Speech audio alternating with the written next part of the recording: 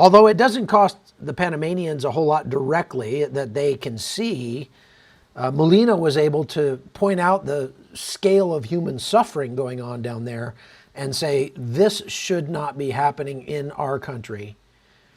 And the reason it's happening is because of the United States.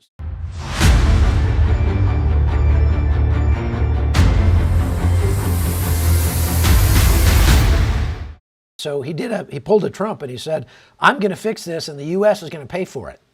Alejandro Mayorkas came down to Panama, attended the inauguration ceremony of the new president, and then signed, or actually right before the inauguration ceremony, signed a deal with Panama for the United States to pay for the plane flights for all of the people who come through the Darien Gap, 500,000 people, to send them all right back home where they started, to their origin country. The Panamanians cannot legally just send these people right back to Colombia, because unless they are Colombian, that would be against international law.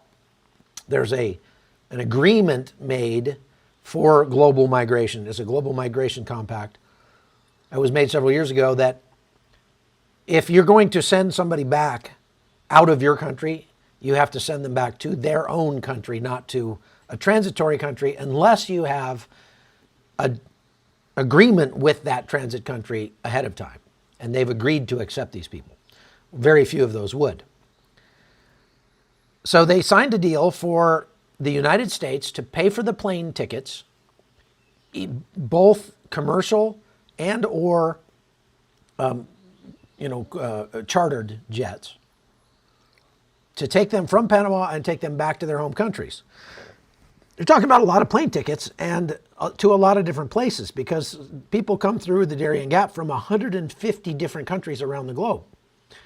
And so from 150 different countries, the problem that you run into, and that undoubtedly they will run into here, is that not all of those countries want their people back.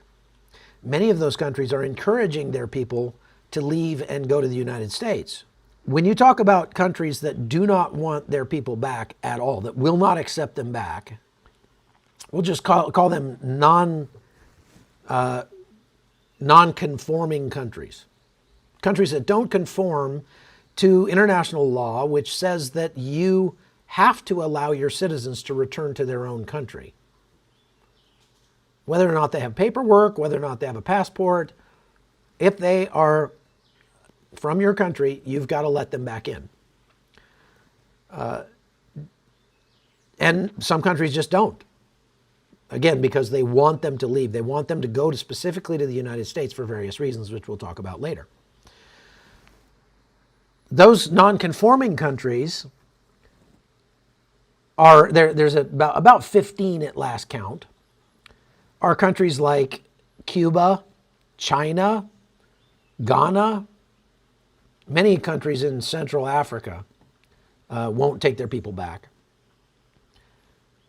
And many of those countries which won't take their people, Haiti, because they want the remittances that will come to their country. You understand that people emigrating out of Venezuela, for example, 6 million people leaving Venezuela to go live somewhere else, is not a bad thing for Venezuela, because those people will go make a lot more money than they can make in Venezuela. They won't consume any public services while they're gone in the country of Venezuela. And they will send back money, most likely, to their family members who are still in Venezuela and increase the Venezuelan GDP thereby.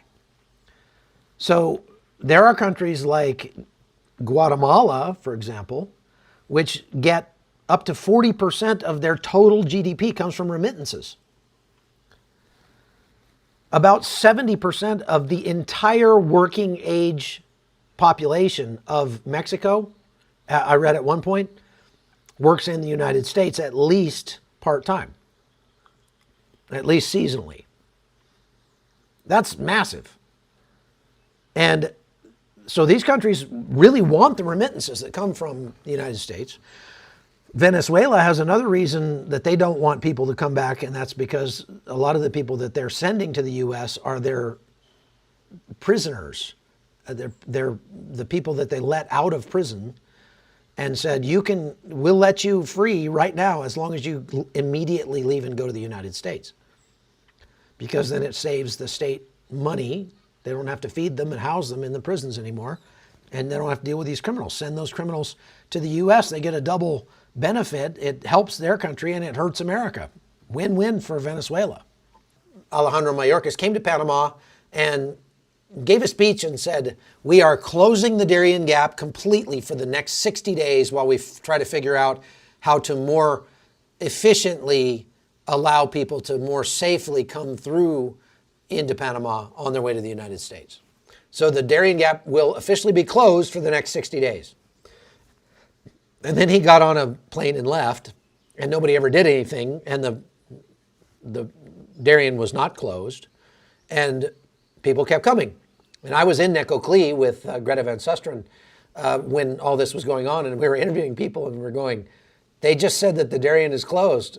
So what are you going to do? And they're like, I'm going to walk through the Darien. I don't know what they're talking about.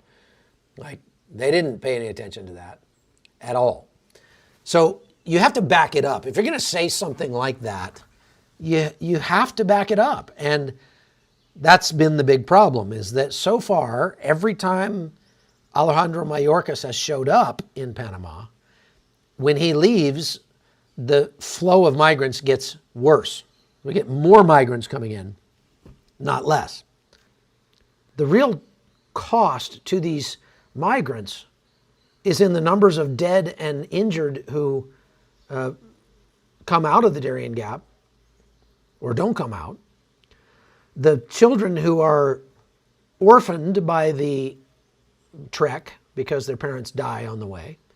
And there are a couple of dozen, maybe 3 dozen or so every year, children who come stumbling out of the Darien Gap half dead without any parents.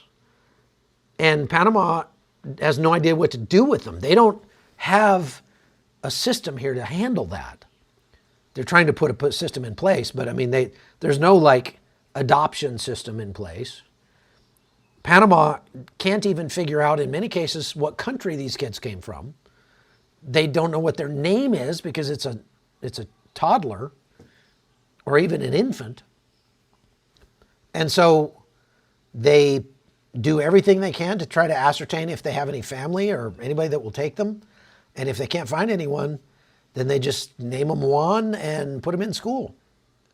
I hope and pray that Jose Raul Mulino will, the new presidente here in Panama, will certainly succeed in his campaign promise to close the Darien Gap.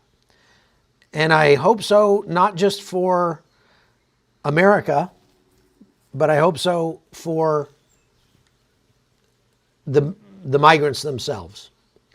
Because the real cost, I mean, these migrants have to pay a smuggler to get through the Darien Gap, no question. It can range from $300 to $30,000, depending on what route you take and how much help you get and things like that. But the real cost is paid in human misery.